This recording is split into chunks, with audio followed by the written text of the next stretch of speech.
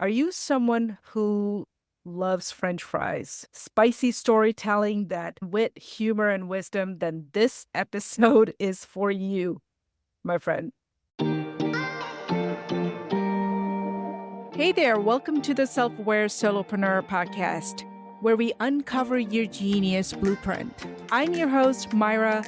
My story dates back to a few years ago when I transitioned from a corporate employee to a solopreneur. And let me just say this, building a business isn't all rainbows and unicorns like the internet tells you. If you're struggling to package your genius where you feel lost in the sea of marketers trying to sell you step-by-step guides, cheat sheets, templates where you continue to seek the magic bullet and fit the puzzle pieces together, then this podcast is for you, my friend.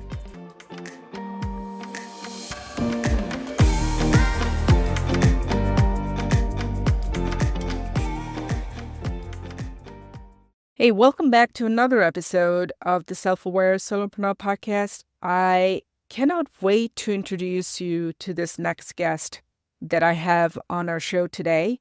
She's been someone that I have been admiring, not from a distance, but actually we've got to know each other on LinkedIn DM.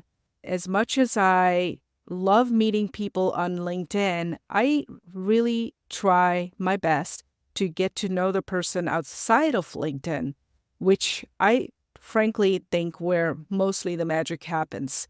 What drew me to her actually was not her profile, but her storytelling and the way she approached her community. I'm so grateful to have her on the show. So let me introduce her background. She hails from the sunny shores of Trinidad and Tobago and is currently making waves in urban California. She brings her expertise as a business advisor, chief remote officer to CEOs and middle managers who are hungry for success. She's also a prolific writer and a storyteller, publishing articles on Medium and Stack. And finally, I want to congratulate her recent success that she launched her legacy journals.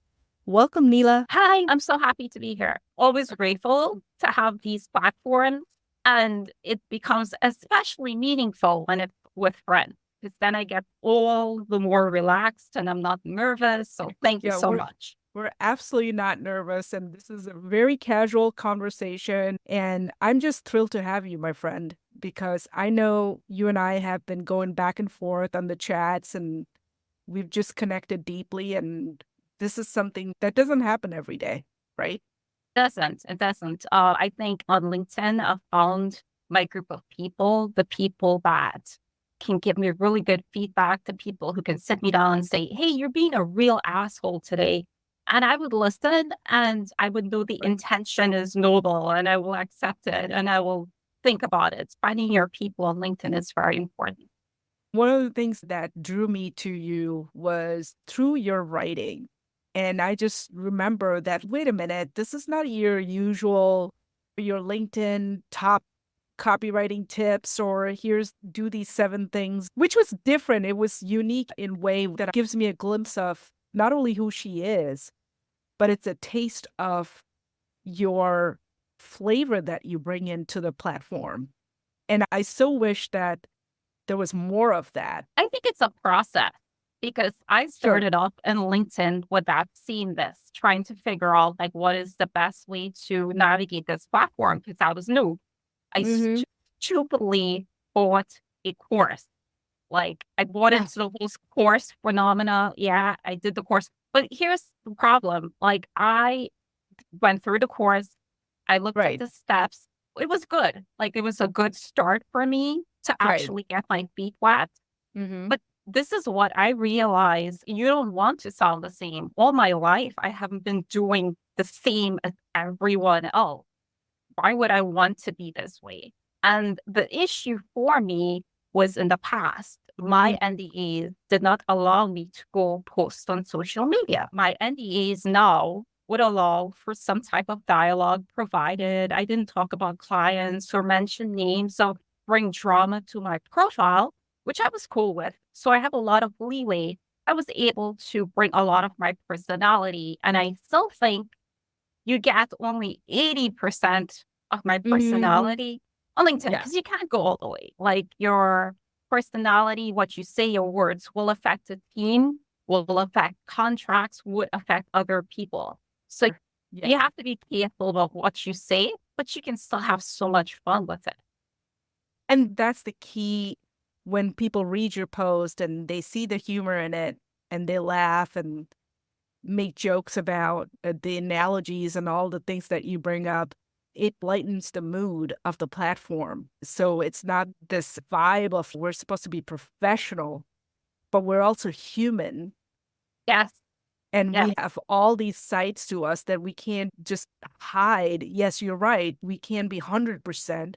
But even if we bring 80% of who we are to complete that wholeness, then I think that it gives other people that opportunity and permission. The pandemic has changed a lot. I never looked at LinkedIn prior to the pandemic.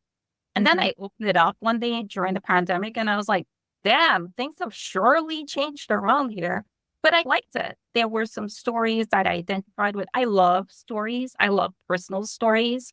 I Mhm. tend to Mhm. gravitate to those creators who share those stories Mhm. because imagine there are more to these stories behind the profile. People would roll their eyes at these stories. And even myself, sometimes I would be like, dude, did that really happen?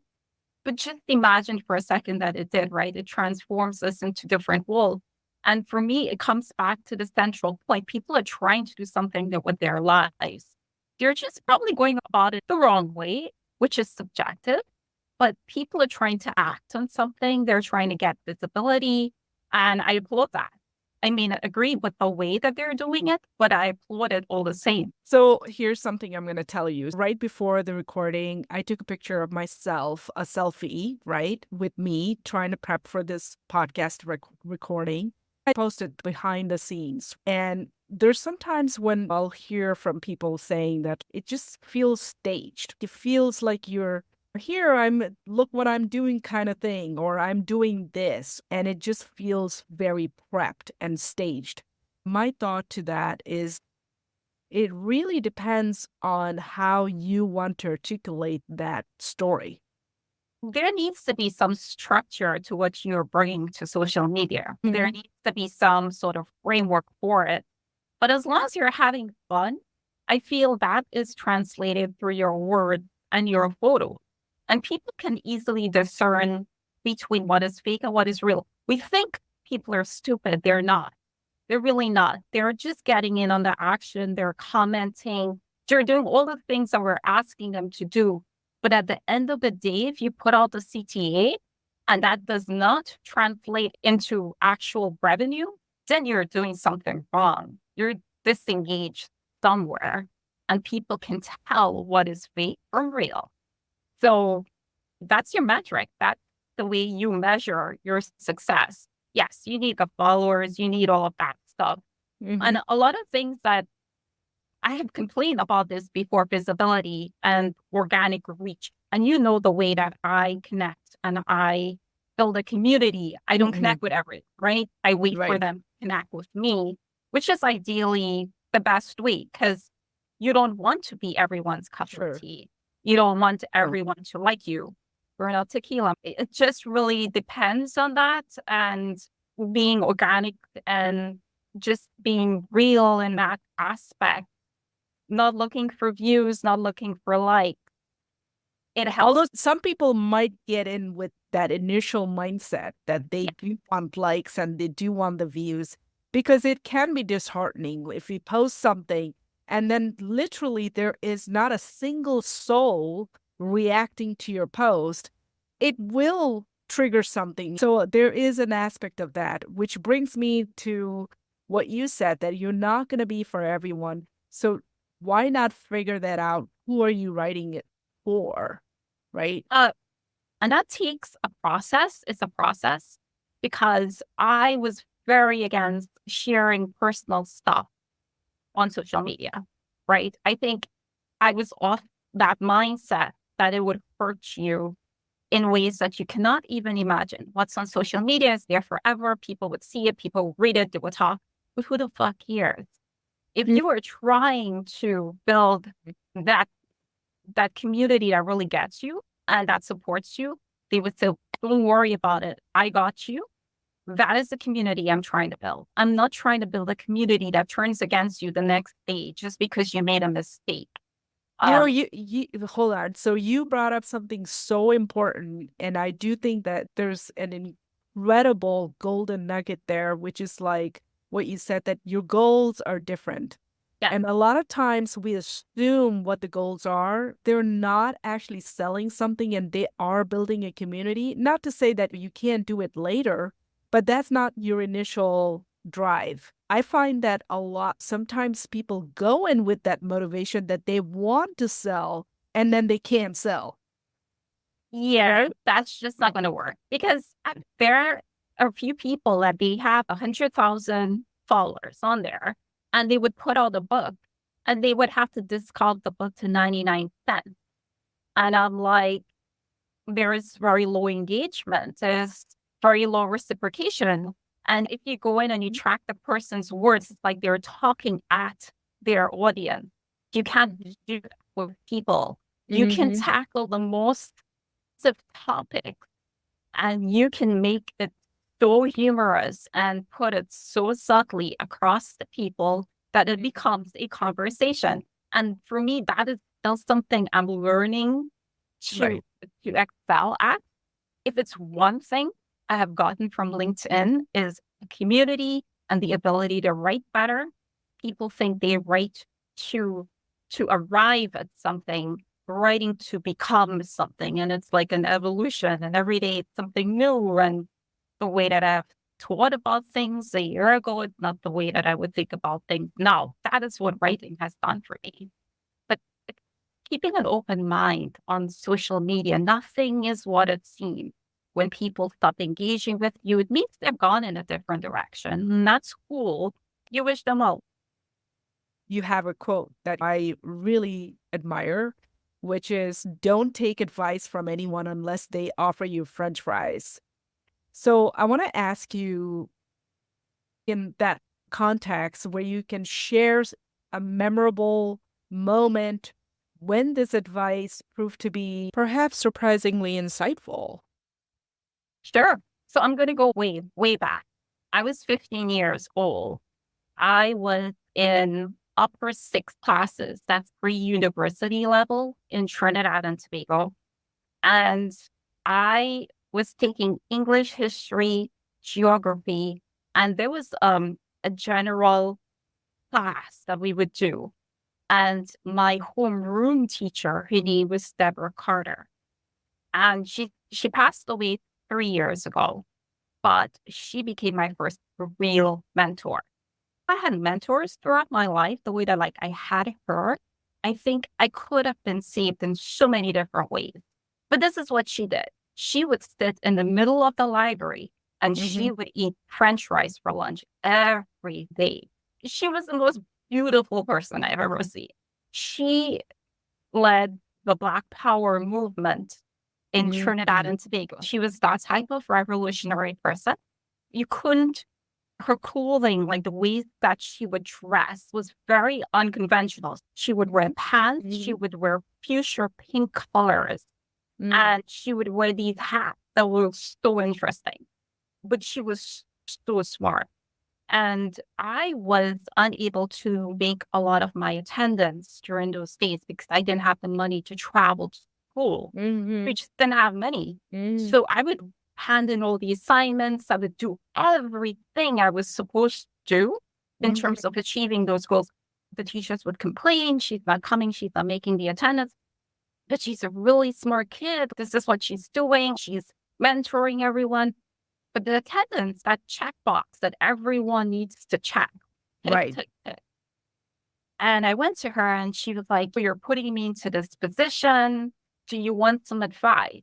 I said, what do I have to do to get this advice? And she looked at me. She was like, this advice is quite free and it comes with no strings attached. And for me, that was something I was not accustomed to.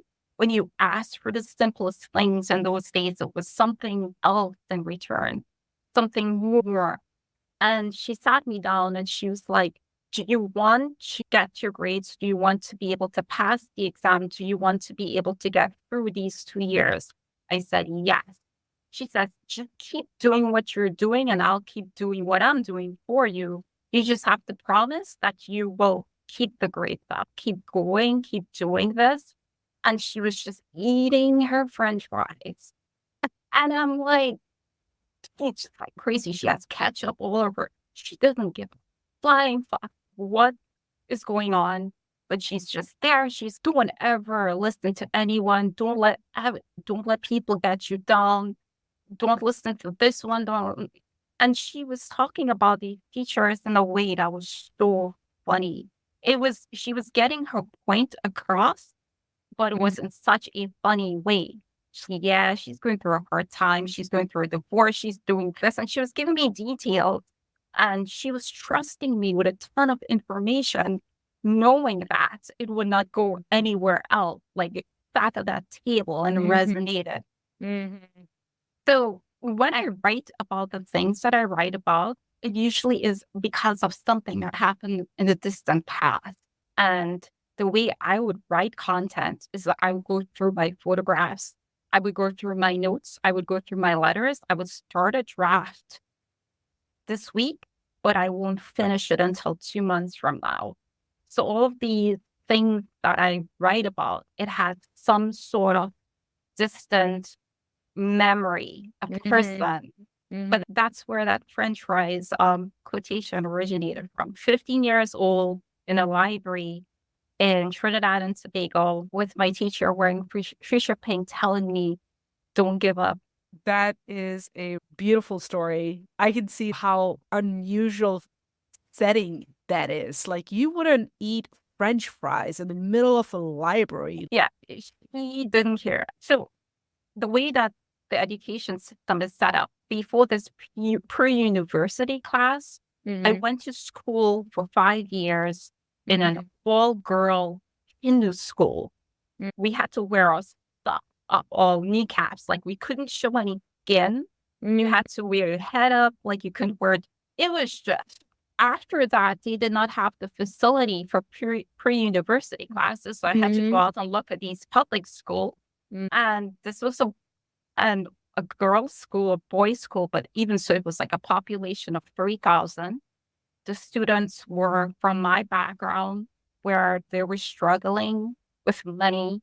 They were just like all different types of people, all different types of kids, different cultural backgrounds.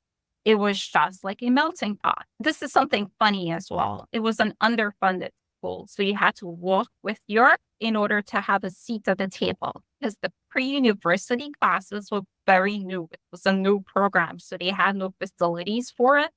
So they dedicated a classroom to, I think, 200 of us. And we had to walk with our own furniture.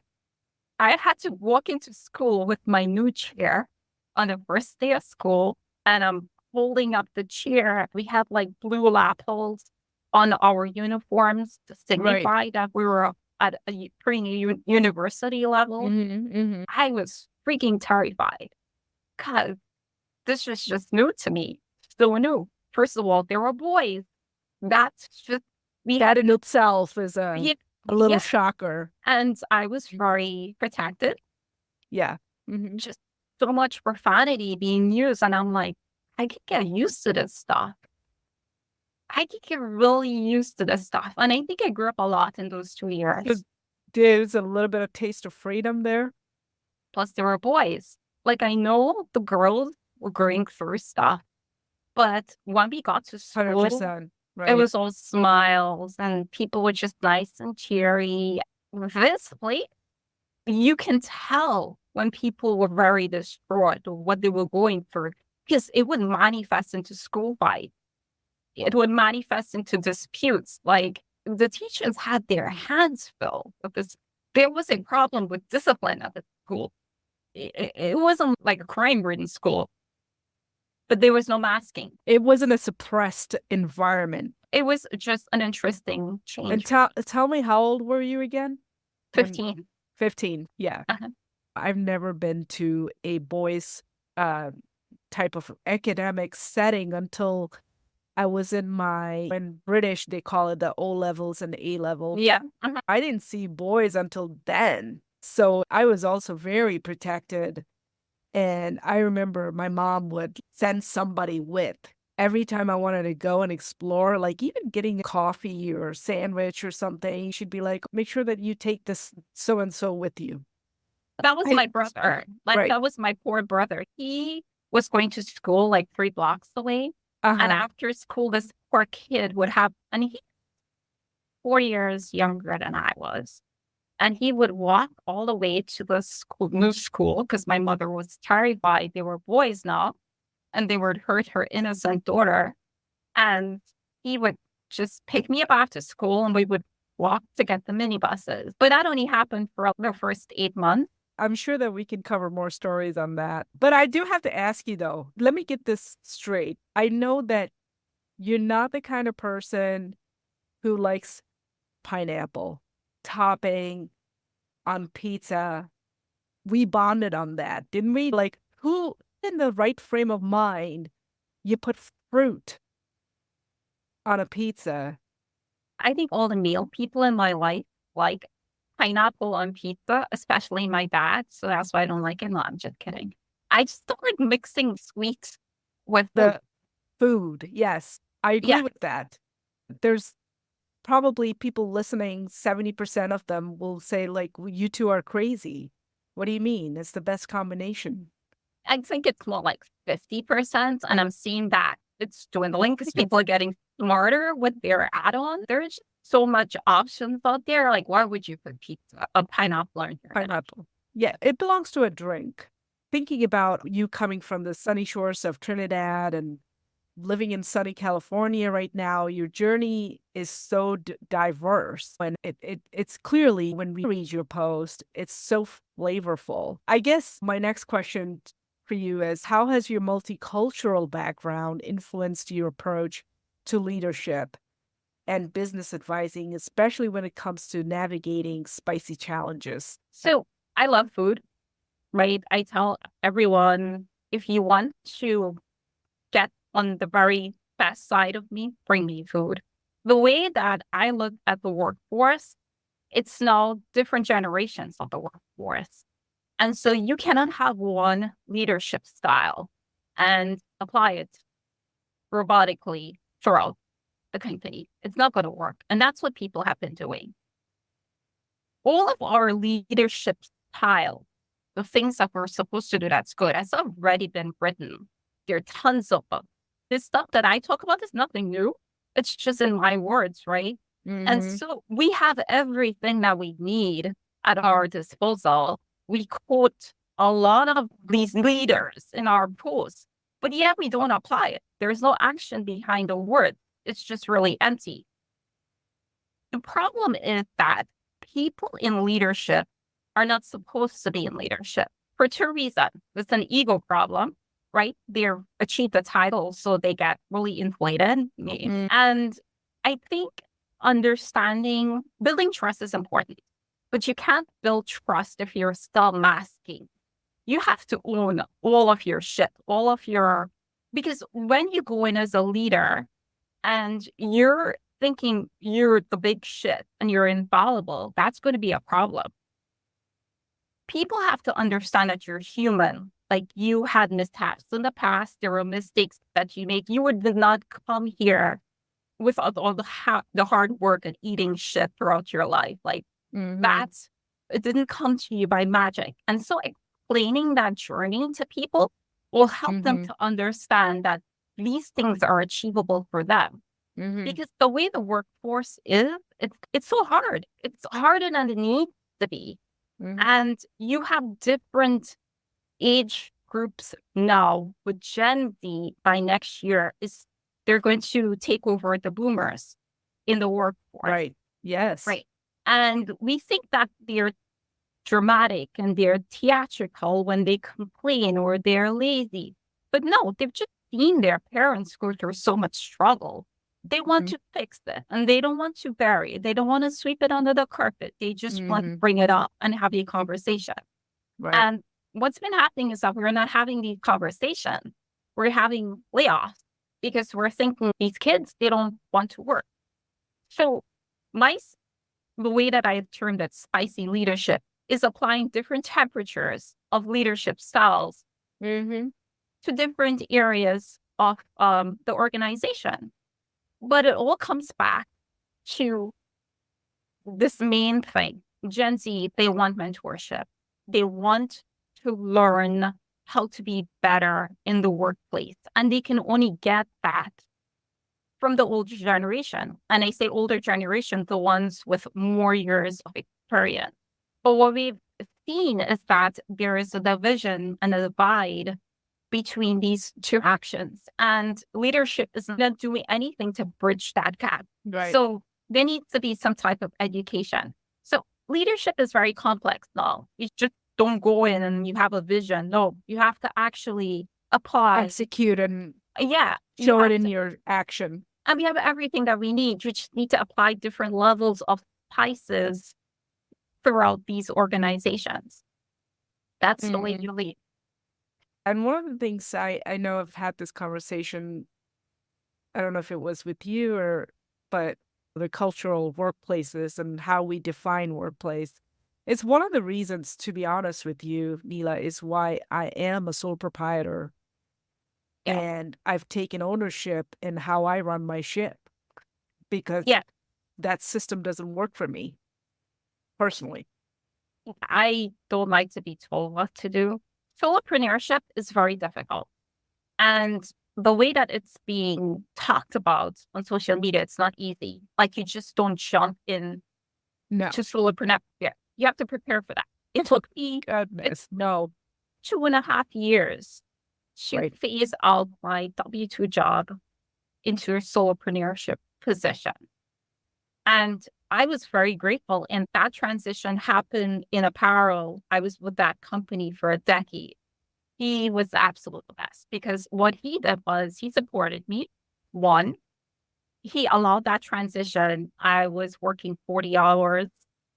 It went down to 30 hours. It went down to 20 hours. And he helped me phase it out, understanding that I still needed a stable income while I go out and look at the world.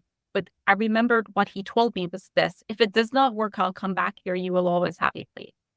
And when, as a leader, your employees are not, you don't have ownership of them. What he did was, listen, I understand you've hit the ceiling with regards to the company. I want to see you grow. I want to see you flourish. You've done so much for this company.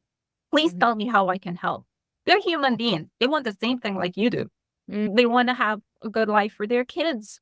And the problem is that we don't see employees like that. We see them as an investment. We see them on a balance sheet. We look at them as money. They're not money. You're investing into employees, yes, but you have to give them the autonomy to grow. You give them the tools that they need to, and you give them the development and the growth they deserve. Because if you do those things, they would be the best brand ambassadors that you have. You don't need anything else after that, and your company would do very well. But the problem is that there is still that old mindset where I own you. You need to do what I say. So the transition for me is I still do the same level of work. I'm still loyal. I still give more than I take. But at the end of the day, I want to be able to be flexible in my time. That's all that I ask. I want to be able to have dinner with my husband. I want to be able to go to the gym. I want to be able to take care of my health. I want to be able to reject a phone call after hours or an email. Just those small things mean the world to me because I've worked 60, 70 hours, 3 years, and just not being able to go to the bathroom or having coffee. And you knew this, like there was, for me, remote work and the flexibility of it allowed me to take better care of my health.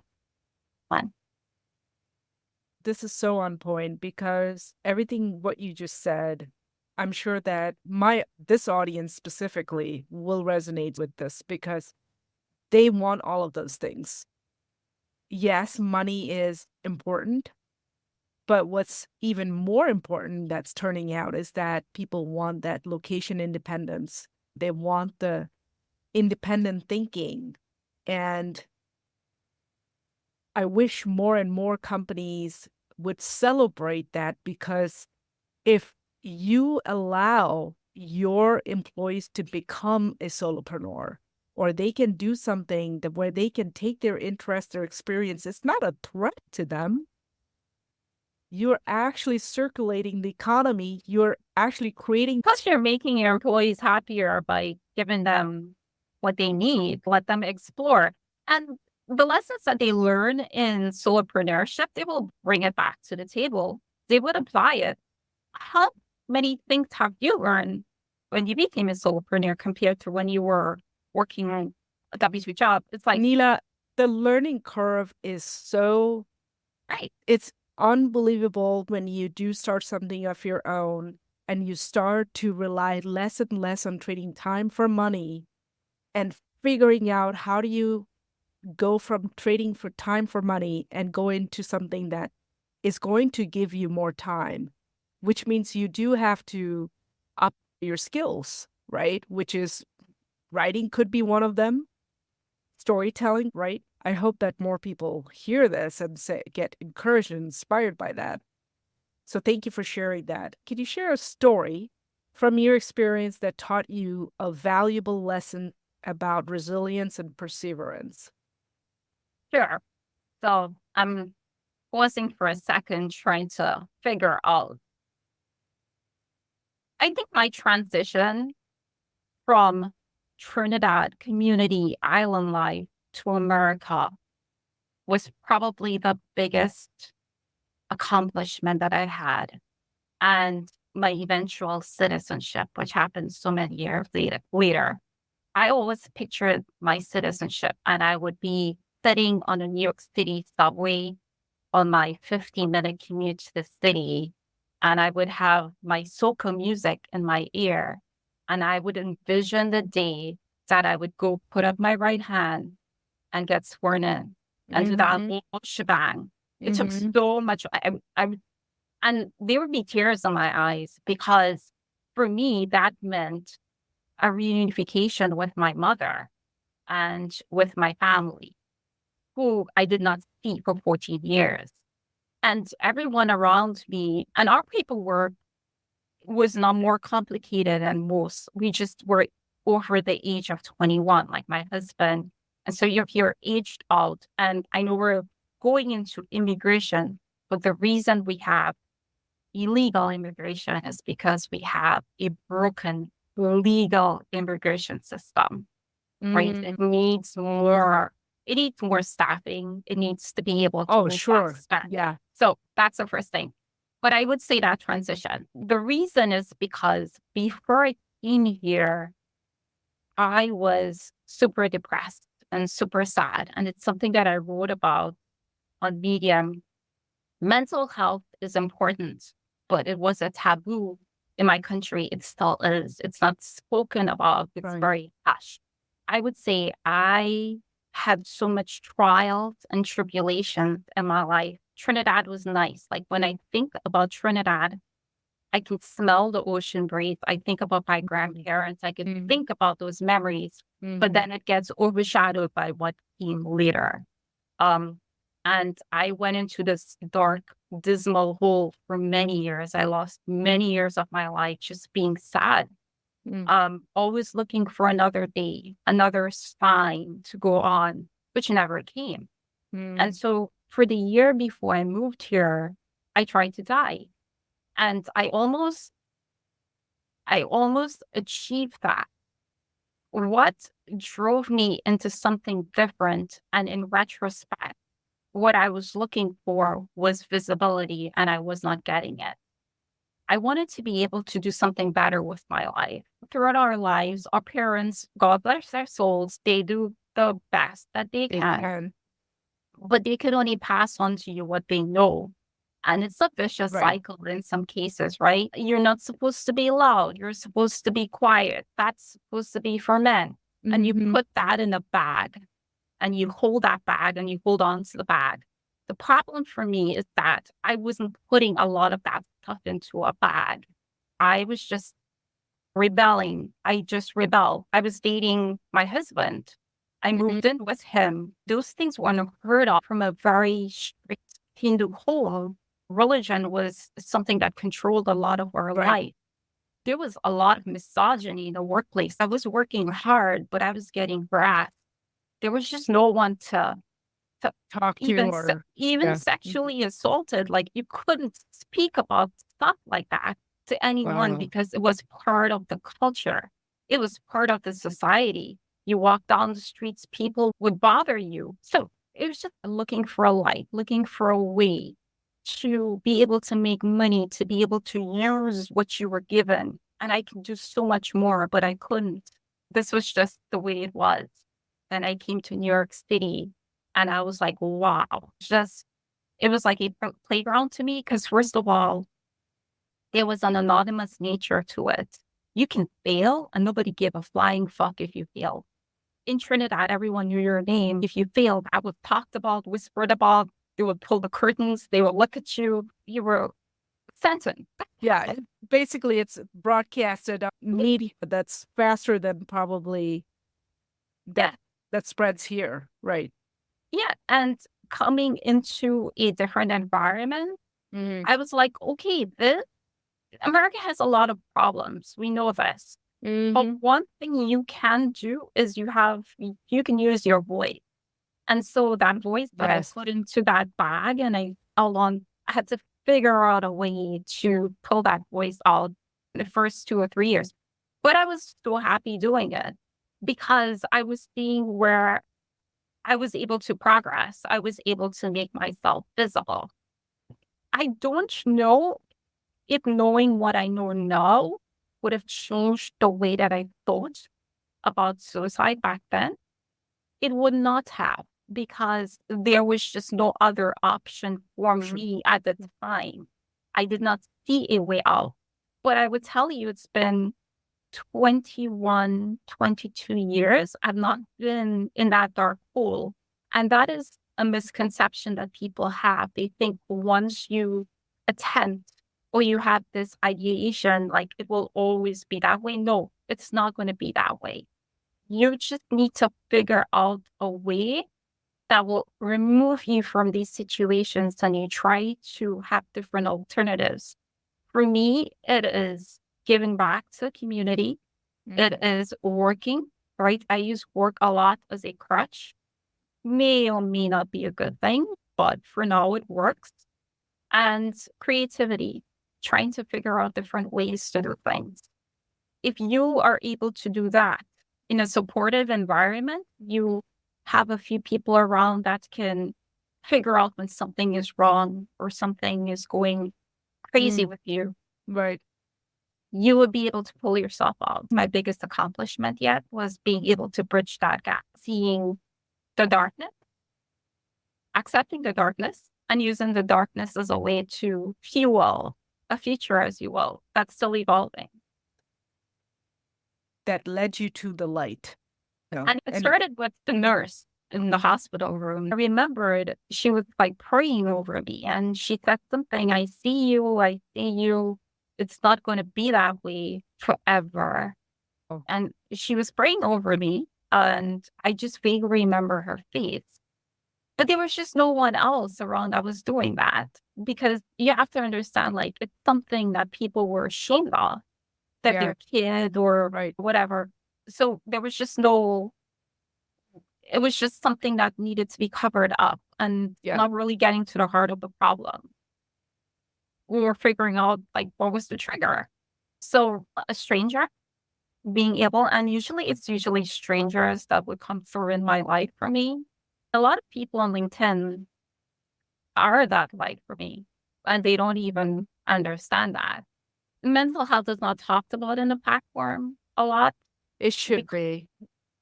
One thing you said, first of all, thank you so much for sharing such a deep, personal story. I think that this could elevate, probably help so many people listening to it. The story you tell is actually doing something for somebody that we have no clue how it's going to change someone. And one of the things you said, I'm not going to forget this, you realize you have a voice. You go to these places, you go to these countries like Saudi Arabia, where women don't have a voice. And Yeah. here you're given a platform. You have the opportunity. The possibilities are endless. And so when we sit down and think about, I don't know if I can run my business, I don't know if I can get clients, I don't know if I can get like all these things that you tell yourself that you can't do. And if you just look at the record of overcome what you've come, the things that you've been able to accomplish, despite all the constraints and everything that has been given to you, that in itself just shows you that what we're capable of.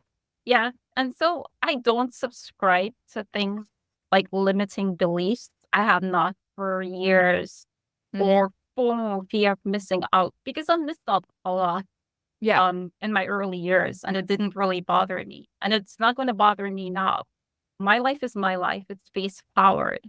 You're going to see people pass you by, people left Move behind. on. You wish everyone well and you move forward. No bitterness. Like, you cannot be bitter at the world. Like, I have enough reason to be bitter at the world. Like, it could be Yeah. very hateful, but Right. I don't want to be like that, because that affects me. It affects my life. It affects my income. And I was like that at one point in time in the beginning, the first few years, when I figured out, oh my God, I'm working. Okay, how much more? Then in the third year, when I got to the apparel company, I stayed there for 10 years because I had the most amazing boss. But I had to go through so many different assholes to get to that one true person, one Who true gets it? leader who Right. gets it, right? Yeah. And Right. this was the exact of building trust. He would be very pleased with my work. He would be like, what project do you want to do? What do you see yourself doing? And I can fix your computer systems. You can get rid of that guy that you're bringing in and paying him like $500 an hour. I can take care of your server and stuff for you. And I'm like, yeah, you can do that? Sure. And I did that. And I started doing that. I would make more money that way. Same thing with the trademark. Like, I would be like, you're paying this trademark attorney $2,500 to register a trademark. I can do that for you. That's so simple. Yeah, let's do a test trial. And so I would do different things because he trusted me. He would ask, are you comfortable doing this? Let's do it. But that's how I learned. And that's how I made more money. And that's the way it's supposed to be. That's how you build trust. That was the perfect definition. There would just never be any other workplace just like that again. Never. Wow. Yeah. Sometimes, you hit that luck and you wonder if that is ever going to be replicable. Like, Yeah. what if that never becomes that kind of environment and you have to adjust again? But you're right. I think once you're in it, once you get a taste of what true leadership, what it actually means, in your case, it's spicy leadership. It's the highest form of leadership where people recognize you. They really see you for who you are. That to me is the level of connection and respect for another human being, that Yeah. I think that it's sad, but it's hard to find.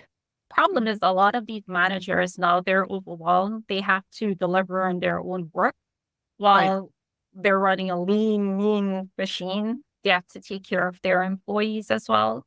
So they're very out of touch with employees, which is why when I get new jobs, like to look at toxic workplaces, I typically ask for an updated resume when I go into the organization on the first day, because what I've found is that employees have been up leveling, they have been growing, getting new certifications, and their managers don't know.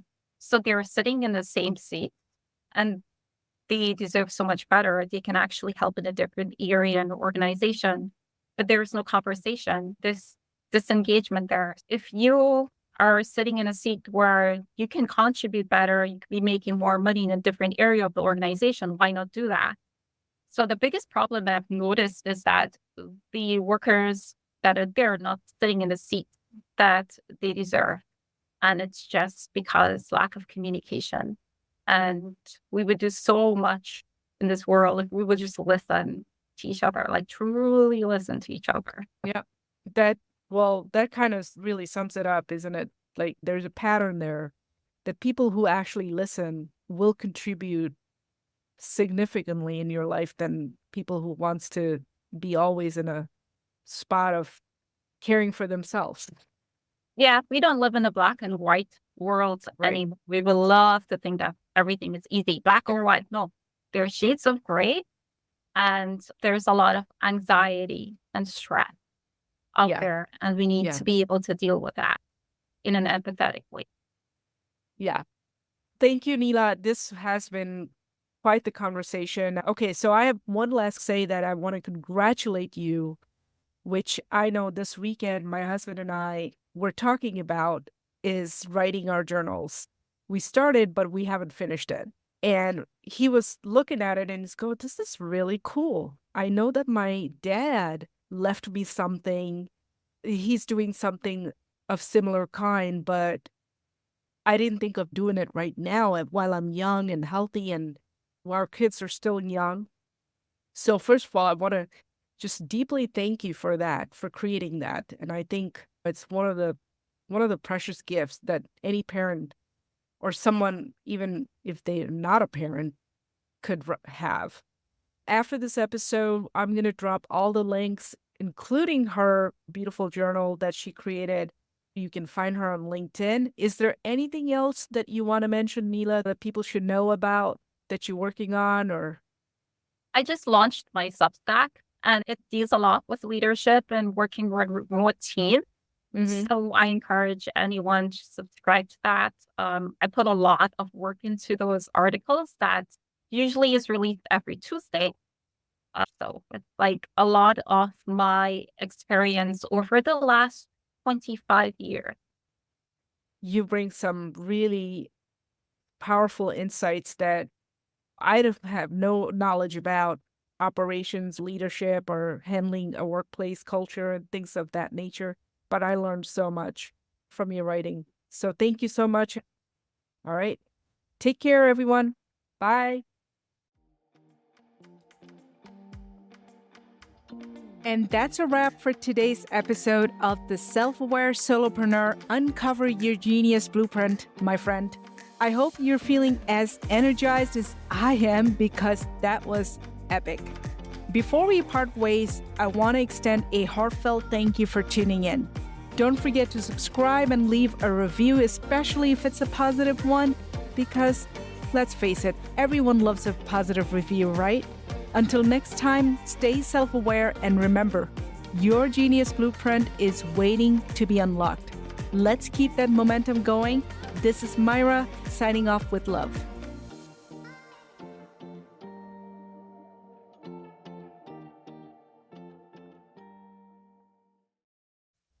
Oh, wait, you're still here. Oh my goodness. So thanks for sticking around, but real quick, I want to tell you this.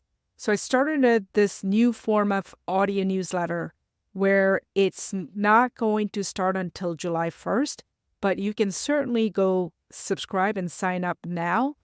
It sits right on my website at the top right corner, and you can't miss it. It says audio letter. And the intention for me to start this audio letter is really to connect with my audience at a deeper level. You're going to have sound bites, different audio clips that I will be pulling from my program or case studies from my clients, and also just give you behind the scenes of what I am building. Not solopreneurship, but I like to call it co-creatorship. So see you there.